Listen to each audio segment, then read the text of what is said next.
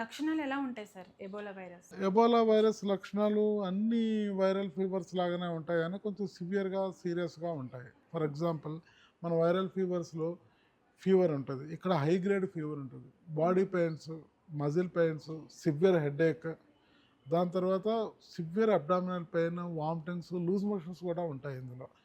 So దాని తర్వాత అది సివియర్గా అయినప్పుడు బ్లీడింగ్ మేనిఫెస్టేషన్స్ కూడా రావచ్చు. అంటే మోషన్లో బ్లడ్ పట్టడం కానీ, ముక్కులో నుంచి కానీ, తర్వాత పంటి చిగుర్ల నుంచి కానీ ఇట్లా బ్లీడింగ్ మేనిఫెస్టేషన్స్ కూడా ఉండొచ్చు. ఇంటర్నల్ బ్లీడింగ్ కూడా అయ్యే అవకాశం ఉంటుంది, అంటే మన జిఐటీలో.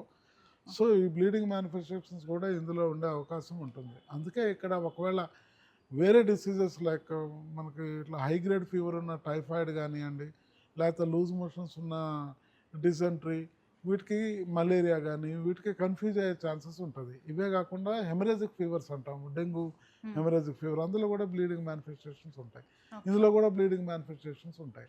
కాబట్టి మలేరియా కానీ, టైఫాయిడ్ కానీ, డిజెంట్రీ కానీ, లేకపోతే any haemorrhagic fever like dengue, దానికి కన్ఫ్యూజ్ అయ్యే అవకాశాలు ఉంటాయి ఈ ఎబోలాకి. సో ఆ లక్షణాలన్నీ కూడా ఈ లక్షణాలనే కలిగి ఉంటాయి కానీ కొంచెం సివియర్గా ఉంటాయి.